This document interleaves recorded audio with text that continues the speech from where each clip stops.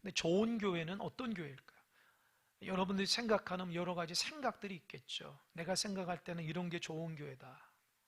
그죠? 그리고 여러분들 중에는 그냥 큰 사랑교회만 다녀서 보셨던 분들 있죠. 아니면 또 뭐 이사 때문에 여러 가지 이유 때문에 이제 교회를 이제 몇 번 교회를 옮기신 분들도 있겠죠. 그러면서 여러분 느끼는 게 있죠. 아, 좋은 교회가 어떤 교회인가? 아, 저 교회 가보니까 이런 것이 좋고 이런 건 좀 개선할 점이 있고. 저 또한 목회자로서 본교에서부터 한 5, 6군데 교회를 거쳐서 큰사랑교회까지 왔습니다. 그때 섬기면서 제가 느끼는 바가 있어요. 아, 이건 정말 좋다. 아, 이거는 조금 좀 개선할 부분이 있겠구나. 느끼는 바가 다 있습니다. 여러분, 큰사랑교회는 좋은 교회일까요? 좋은 교회가 아닐까요? 아마 여러분 각자마다 느끼는 바가 있을 겁니다. 근데 중요한 것은 좋은 교회가 돼야 됩니다. 그게 하나님의 뜻이니까요.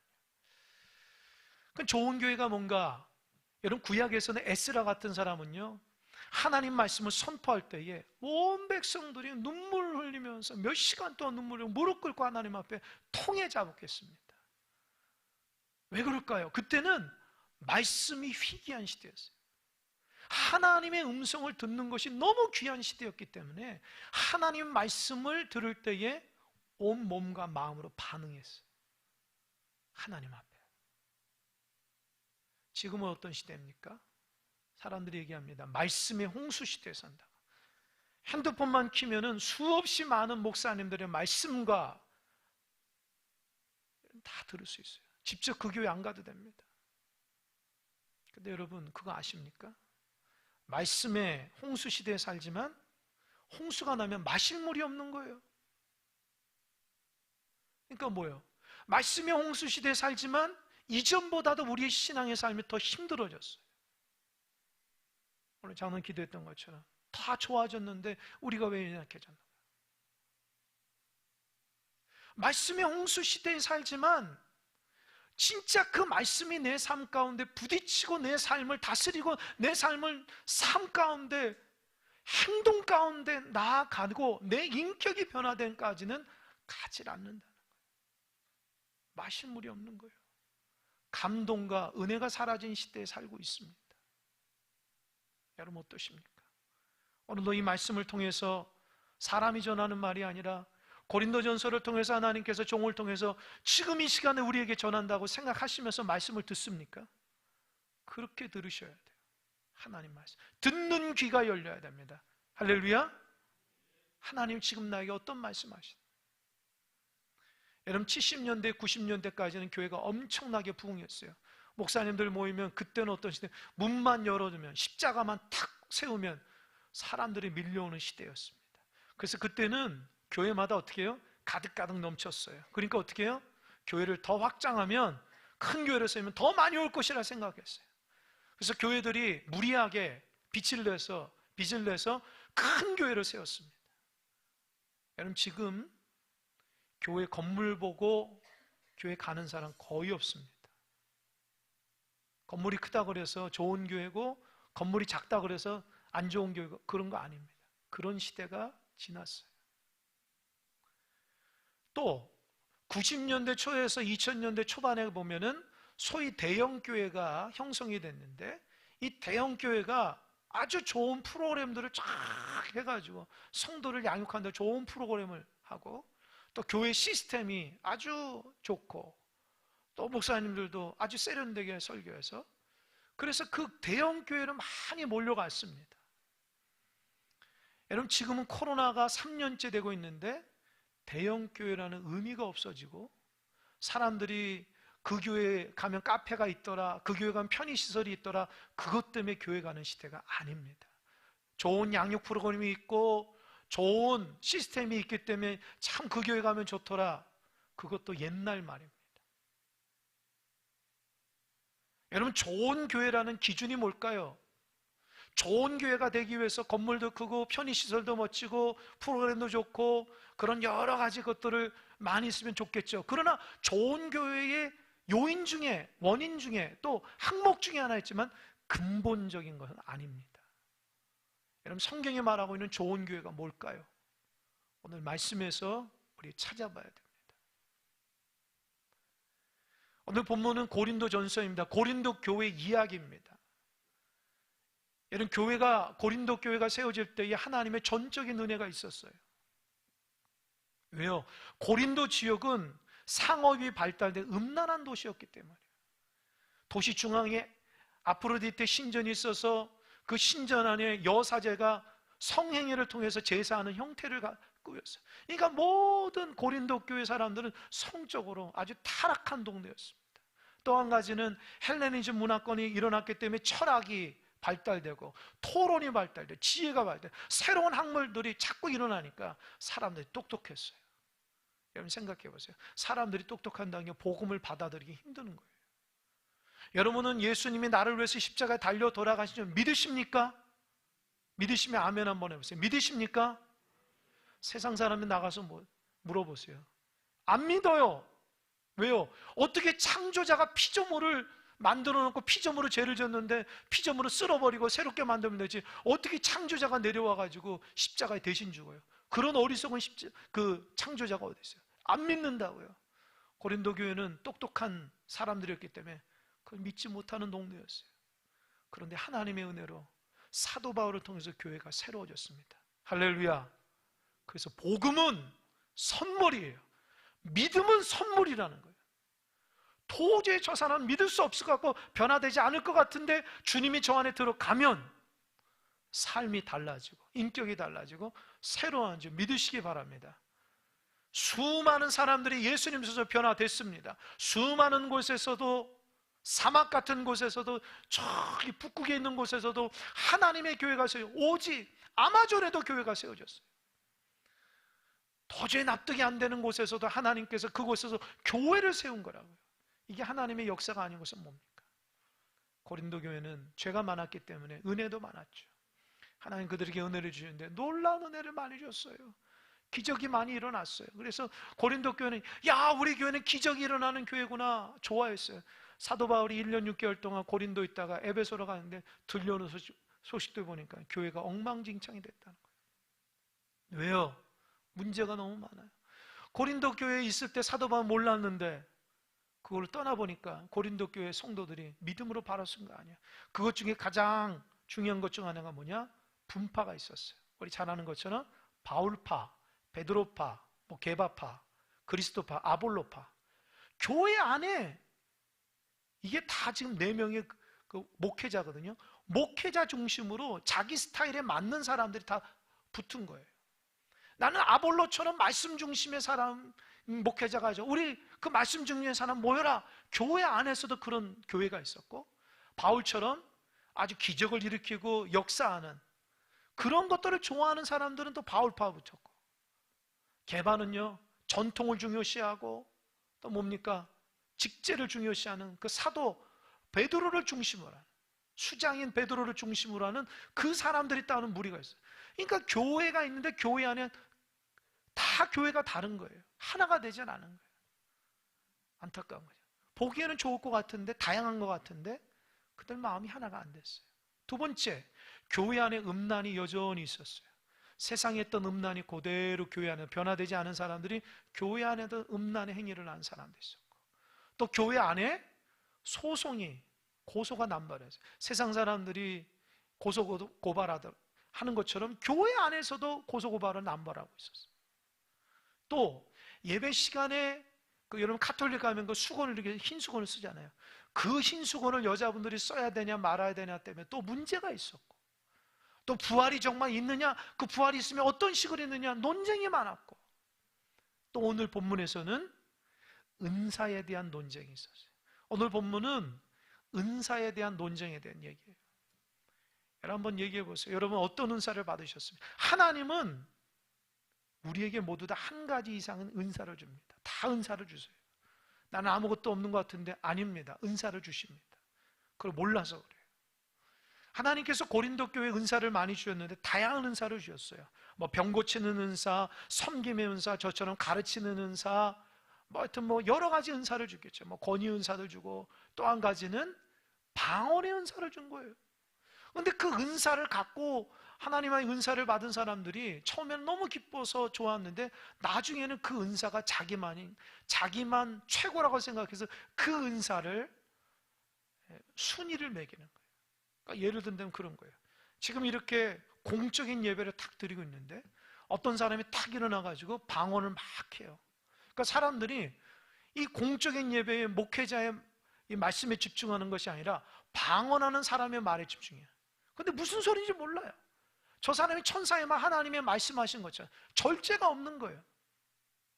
그러다 보니까 예배가 엉망진창이 되는. 특별히 고린도 교회 사람들이 좋아했던 은사는 방언의 은사였어요. 왜냐하면 입에서 막 이상한 소리가 막 나왔기 때문에 그게 하나님의 음성이라 생각한 거예요. 그러다 보니까 방언하는 사람은 자기가 무슨 얘기인지 몰라 방언이 터지니까 그 방언이 좋으니까 그냥 날마다 방언을 하고 다니는 거예요. 그러면서 자기가 최고라고 생각해요. 그리고 방언하지 못한 사람 낮게 보는 거죠. 근데 사도 바울이 그걸 보면서 오늘 편지에 뭐라고 했냐, 따라해보세요. 은사는 하나님의 선물이다. 첫 번째, 누가 노력했기 때문에 열심히 했기 때문에 그 은사 준 거 아니에요. 하나님의 선물입니다. 값없이 주는. 근데 그 은사를 왜 줬어요? 하나님 나를 확장, 교회 섬기라고 준 거예요. 할렐루야. 은사 주신 목적이 뭐예요? 하나님 나를 확장하고 교회를 섬기라고 준 은사인데 그걸 자기가 순위를 매기는 거예요. 너희들은 이 은사 없지, 난 이런 은사 있어. 은사는 그런 사람들 하나님 가져가겠죠. 그래서 은사는 누가 많냐? 겸손한 사람이 많은 거예요. 그런 사람 하나님이 더 은혜를 주시는 거예요. 그래서 그 은사를 얘기하면서 하나님께서는 똑같은 은사를 주지 않고 다양하게 준다. 그래서 은사의 다양성, 그러나 중요한 것은 통일성이 있다. 그 은사의 목적은 하나다. 그리스도 안에서 몸된 그리스도를 세워나가는 거기 위해서 은사를 준다. 사도 바울이 왜 위대한지 아십니까? 사도 바울이 은사에 대해서 얘기하면서 뭐를 얘기하냐? 교회론을 얘기하는 거야. 할렐루야? 할렐루야? 눈 좀 떠보세요. 몇 분이 눈을 감고 있는데 저 좀 보세요. 은사는 다양하지만 통일성이 있다는 거예요. 통일성. 그게 그리스도 안에서. 그래서 학자들이 오늘 본문을 보면서 이런 얘기를 합니다. 사실 사도 바울이 직접적으로 얘기하지 않았지만 학자들 보니까 이 부분이, 그래서 뭐라 얘기하냐, 따라해서 교회는 유기체다. 여러분 유기체라는 말 아십니까? 생물 시간에 배웠잖아요. 세포예요. 살아 움직이는 거예요. 여러분 우리 눈에는 아주 작은 것도 안 보이지만 현미경을 보면 세포가 막 움직이고 분열하고 막 보이잖아요. 교회가 죽은 것 같은 게 아니라 살아 움직인다는 거예요. 유기체라는 거예요. 무기체가 아니에요. 죽은 것이 아니라는 거예요. 이 말을 조금 더 쉽게 설명해 볼까요? 여러분 우리의 몸이 있잖아요. 몸은 뭐가 있어? 머리가 있고 팔다리가 있고, 그죠? 근데 몸을 이루기 위해서 우리 눈엔 보이지 않는 뭐가 있어요? 안에 심장이 있고 간 있고 폐가 있잖아요. 그러니까 이런 것이 다 온전히 하나 될 때에 그 사람을 온전한 사람이라 하는 거예요. 근데 예를 들어서 제가 예를 한번 들어보겠습니다. 여러분 주부들이 집에서 요리를 하다가 아주 맛있게 요리를 하려다가 막 뭐를 쓸다가 칼에 손이 탁 비었어요. 그래서 피가 막 나는 거예요. 그럼 어떻게 생각하겠어요? 아유 손가락 없어도 돼, 괜찮아, 이렇게 한 사람 있어요? 아니죠. 어떻게 해요? 큰일 났다, 머릿속에서 큰일 났다, 이 피가 멈추지 않다. 그러니까 어떻게 해요? 빨리 휴지를 가지고 딱 지혈을 해야죠. 그죠? 왜요? 약하니까, 피가 막 나오니까. 그죠? 또 그럼 어떻게 해요? 집에 약이 있나 막 찾아봐요. 뭘요?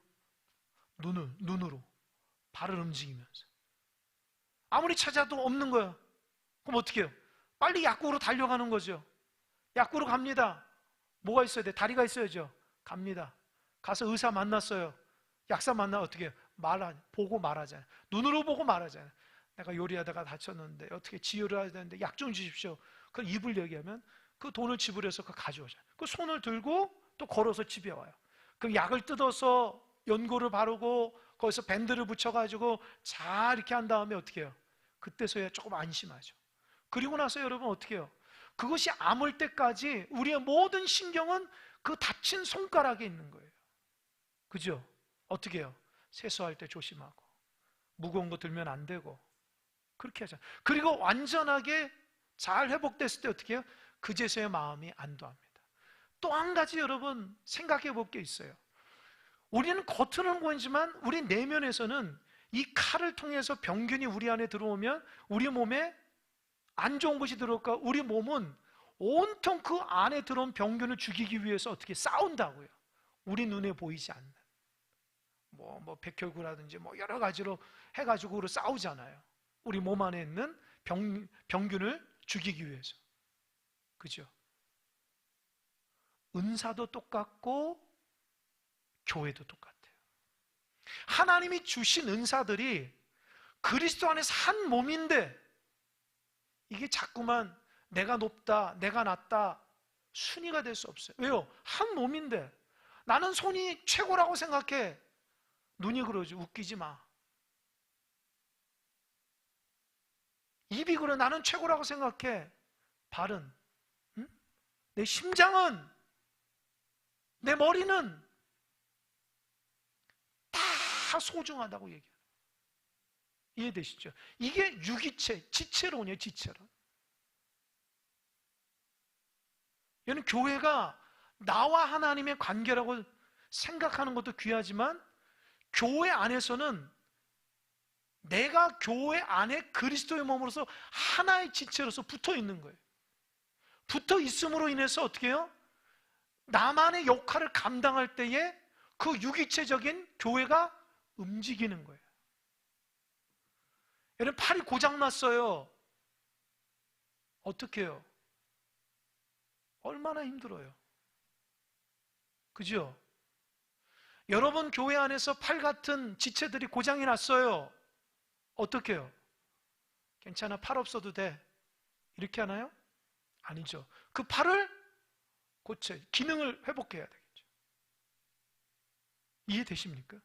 그래서 은사는 서로 하나 되고 서로 격려하고 서로 잘 돼야지만 온전한 은사가 일어나고 교회도 서로 하나가 될 때에 당신이 잘 되는 것이 내가 잘 되는 것이고 성도님이 슬프는 것이 내 슬픔이고 이해되십니까? 높낮이가 없다는 거예요. 24절 자막 한번 띄워보세요. 24절 다 같이 한번 읽어볼까요? 시작. 우리의 아름다운 지체는 그럴 필요가 없느니라. 오직 하나님의 몸을 고르게 하여 부족한 지체에게 귀중함을 더서 어떻게 했어요? 하나님은요? 몸을 고르게 했어요. 부족한 지체. 머리가 중요하다고 다 머리 안다는 거예요. 머리만 다 있으면 어떻게 해요? 괴물이에요, 괴물. 다 고르게 한 거예요. 보잘것없는 부분에 오히려 더 귀하게. 왠지 아세요? 아까 말한 거죠. 손에 칼을 비워가지고 피가 나면은 어떻게 해요? 온 몸의 신경이 그 손가락에 집중하게 돼 있어요. 왜요? 빨리 회복돼야지 내가 몸이 좋거든요. 이해되세요? 이해되세요? 오늘 교회 학교 우리 제가 예배 드리면서 그 얘기했는데 교회 학교 아이 중에서 하나가 힘들어하고 안 나오고 고통 가운데 있고 막 방황하고 있으면 어떻게 해요? 그 선생님이 그 아이를 위해서 기도하고 그 아이를 위해서 복음을 전하고 그 아이를 위해서 권면한다. 선생님이 제가 원래 안 나오던 애였어. 제가 없는 게 편해. 몸이 온전한 게 아니에요. 이해되십니까? 이해되세요? 그래서 연약한 지체를 불쌍히 여기는 것이 좋은 교회의 특징입니다. 옆 사람이 잘 돼야지 내가 잘 되는 거예요. 그거 아셨어요? 나 혼자 은혜 충만하고 신앙생활 잘하면 된 줄 알았어요? 아니에요. 구역 식구들 안에 옆에 있는 구역 식구가 잘 되는 것이 내가 잘 되는 거예요. 왜? 우리는 한 몸이니까. 한 몸이에요. 여러분 그거 들어보셨어요? 몸은 하나인데 머리가 두 개. 그런 사람들 들어봤죠? 이 사람들이 뭐 움직일 때 어떻게 해요? 나는 이렇게 움직여, 난 저렇게 움직여. 근데 다 하나 된 마음으로 움직여. 참 이 부분이 중요해요. 여러분, 우리 얼마 전에 그 친교 하면서 윷놀이 했거든요. 윷놀이는 맞아.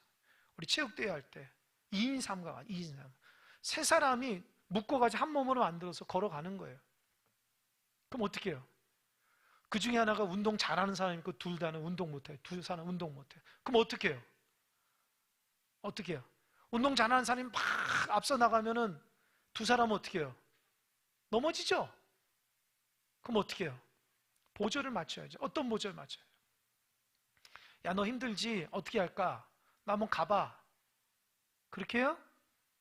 출발 딱 했는데, 야, 언제 너 한 발 뛰고 싶어? 빨리 얘기해.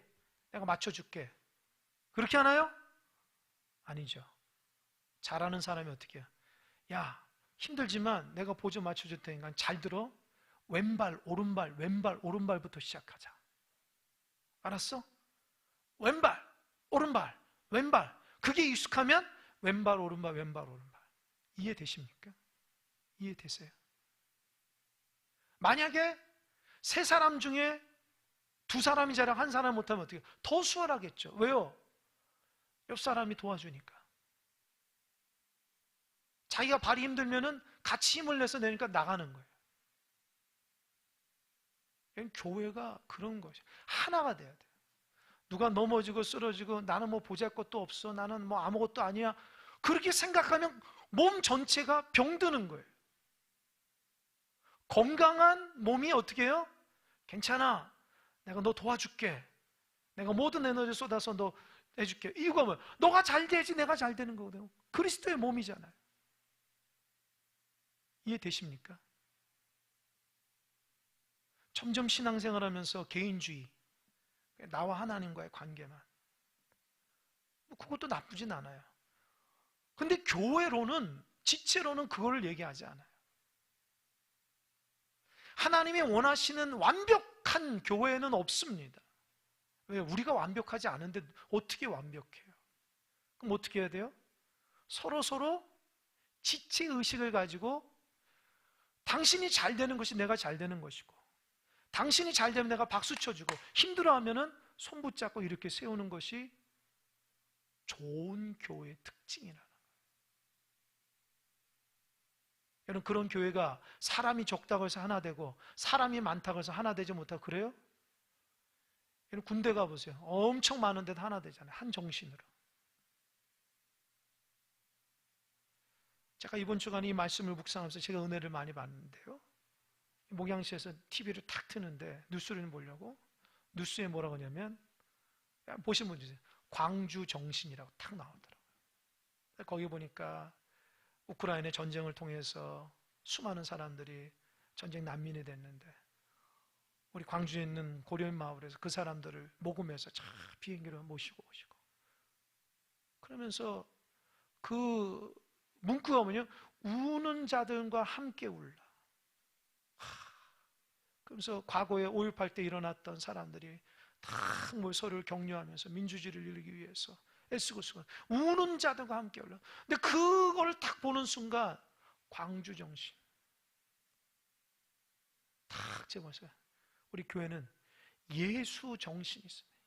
예수 정신. 예수 정신이 뭡니까? 우는 자들과 함께 울고 기뻐하는 자들과 함께 기뻐할 수 있어야 돼요. 왜요? 저 사람과 내가 하나라는 거예요. 여러분, 하나된 마음으로 사십니까? 왜 저 사람 나보다 못해? 왜 저 사람 저거 못하네? 에? 어떠십니까? 아픈 손가락을 약국 가서 발라주고 밴드로 삶아가지고 나을 때까지 온 몸이 거기에 집중하듯이, 여러분, 그런 마음으로 서로를 봅니까? 사랑하지도 않으면서 그냥 안타까운 마음만 있습니까? 저 사람 나는 나고 이런 생각이 있습니까? 그건 좋은 교회가 아니라는 거예요. 25절 자막 한번 띄워주세요. 읽어보겠습니다. 시작. 모임 가운데서 분쟁이 없고 오직 여러 지체가 서로 같이 이해되셔요? 연약한 지체가 있으면 같이 돌봐줘야 돼요. 너는 왜 그 모양이야? 너 없으는 게 좋겠다. 이게 아니라는 거예요. 특별히 교회의 중직자들은 돌봄의 사역을 잘해야 됩니다. 교회 안에 연약한 성도들이 참 많아요. 그 사람에게 어떻게 돌봐줘야 돼요. 그 돌봄이라는 게 뭡니까? 그저 막 들어주는 것만으로 되는 것이 아니라 어떻게 해요? 그리스도의 지체, 당신은 그리스도의 사람이고 하나님 당신을 사랑하며 당신 정말 주님의 사람이야. 격려해서 그 사람이 하나님의 지체 의식이라는 걸 깨닫게 해주셔야 돼요. 할렐루야? 할렐루야? 너는 하나님의 사람이야. 큰 사랑교회에서 너 같은 사람은 굉장히 중요한 사람이야. 너 하나가 얼마나 소중한지 몰라. 그걸 가르쳐줘야 돼요. 인간적인 연민이나 인간적인 생각으로 바라보는 것이 아니라 신앙적 그리스도의 머리 되시는 하나님의 은혜로 그들이 하나님의 백성이라는 걸 깨닫게 해주셔야 됩니다. 그렇지 않으면 2인 삼각으로 나가질 못해요. 그냥 앉아 있는 거야. 여기 땅에 있으면 나가야 되는데 발 맞춰서 나가야 되는 발 맞추고 다리 아프다고 앉아 있으면 하나님 원하시는 게 아닙니다.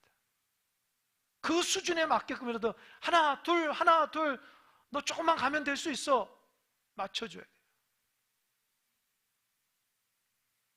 26절 자막 시작. 만일 한 지체가 고통을 받으면 모든 지체가 함께 고통을 받고 한 지체가 영광을 받으면 모든 지체가 함께 즐거워하느니라. 할렐루야? 옆 사람 아픈 거 아십니까? 옆 사람 힘들어하는 거 아십니까? 나하고 상관없지 뭐. 그렇게 생각할 거예요? 그걸 발견하면 좀 도와주고 협력해주고 끌어주고 잘못 생각하면 다듬어주고 넌 하나님의 귀한 사람이라 얘기하지. 그잖아요. 한 사람이 잘못되면 내가 잘못된 거고 한 사람이 잘되면 박수 쳐줄 수 있는 것이 교회 공동체잖아요. 연약한 사람은 내가 하나님의 그리스도 지체라는 거 몰라요. 가르쳐줘야 돼요. 너가 얼마나 소중한지 알아. 여기 말하는 게 인간적으로 얘기하는 게 아닙니다. 너하고 나하고 무슨 남인가? 이게 아니라 우리는 그리스도인인 그리스도 안에서 하나 된다고 얘기해야 돼. 인간적으로 너하고 나하고 친하다고 얘기하는 게 아니에요. 주님 안에서 몸과 마음으로 너는 팔이고 나는 손이야. 너가 없이 내가 어떻게 움직여? 그런 지체의식을 갖고 있어야 돼요. 누가 잘 되잖아요. 박수 쳐줘야 돼. 내일처럼 박수 쳐줘야 돼요. 감사하게. 내 식구보다도 더 귀하게. 근데 원리가 있어요. 계속해요. 27절. 27절. 시작. 너희는 그리스도의 몸이요 지체의 각 부분이라. 우리는 뭐라고요? 딸이 그리스도의 몸이다. 그러니까 여러분은 큰 사람께 그리스도의 몸이에요. 그래서 한 사람은 다 소중해요. 굉장히 소중한 거예요. 그 소중함을 아셔야 됩니다. 교회 소속감이나 교회 사랑이 부족하더라도 나는 그리스도의 지체라는 걸 알 수 있어야 돼요.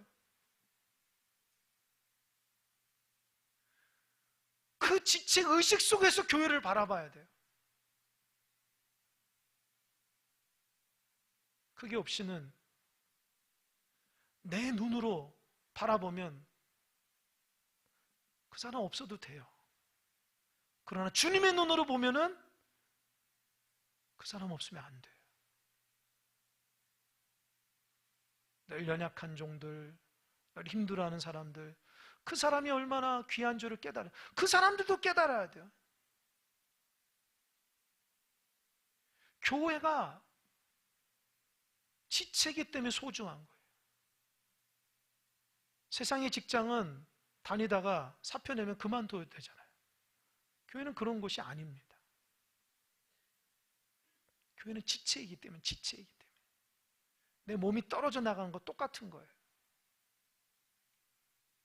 그래서 사도 바울이 그런 얘기를 하면서 28절 이후로는 은사가 많다. 근데 최고의 은사가 뭔지 아냐? 직분자도 많다. 직분자. 그 당시에 사도, 선지자, 교사, 뭐 여러 직분이 있겠죠. 우리 시대로면 목회자, 장로님, 권사님, 안수집사님, 집사님, 일반 성도, 청년, 뭐 여러 가지 직제가 있겠죠. 뭐 구역장, 뭐 지역장, 뭐 성가대, 지휘자, 뭐 여러 가지 있겠죠. 근데 최고의 직분자가 뭐냐? 그러면서 사도 바울이 얘기하는 거야. 31절. 자막 한번 띄워보세요. 31절. 다 같이 시작. 너희는 더 큰 은사를 사모하라. 내가 또한 가장 좋은 길을 너에게 보이리라. 자목 보세요. 여러분은 더 큰 은사를 사모하십시오. 아멘. 더 큰 은사가 뭐예요? 가장 좋은 길. 우리 큰사랑교회에서 가장 좋은 길이 뭐예요? 13장에서 그래서 뭐라 해요? 그래서 사랑은 나오는 거예요. 사랑이 있어요. 사랑. 여러분 비판하고 싶죠? 지적하고 싶죠? 누구든지 다 그렇게 할 수 있어요. 그러나 사랑하는 사람은 많지 않아요. 주님은 사랑의 은사를 갖고 있는 사람이 가장 큰 은사고, 사랑의 직분으로 살아가는 사람이 가장 큰 직분자라 얘기합니다. 신앙생활 하면서 내 마음이 능랭하고 사랑도 없고 섬김도 없고 나눔도 없고 베품도 없고 그냥 나는 그냥 교회에 왔다 갔다 하는 그냥 사람이지, 이렇게 생각하면 그 교회는 소망이 없고 좋은 교회가 아닙니다. 그런데 나는 정말 주님 사랑하고 우리 교회 사랑하고 목사님 사랑하고 우리 성도님 사랑하고 우리 구역 식구들 사랑하고 나 하나 때문에 우리가 하나 된다는 걸 인식을 갖고 나 한 사람이 정말 소중하게 맡겨진 직분 부족하더라도 발 맞추어서 믿음으로 나아갈 때에 우리 교회는 참 좋은 교회라, 그런 인식을 가지고 살아가는 성도들이 있는 교회는 좋은 교회입니다. 결론을 맺겠습니다. 여러분 어떤 인식을 갖고 있습니까? 좋은 교회, 안 좋은 교회 기준은 바로 여러분 자신에 있어요. 여러분이 교회를 사랑하고 나는 그리스도의 일부분이라 생각하고 연약한 사람을 돌볼 수 있는 마음, 잘된 사람을 박수칠 수 있는 마음, 그래서 손에 손을 붙잡고 서로를 향해서 부족한 연약함을 덮어주며 하나님 나라를 이루어가는 그리스도의 중심으로 살아가는 교회, 그 교회가 좋은 교회고 그 교회가 큰 사랑 교회가 되어야 됩니다. 할렐루야? 할렐루야?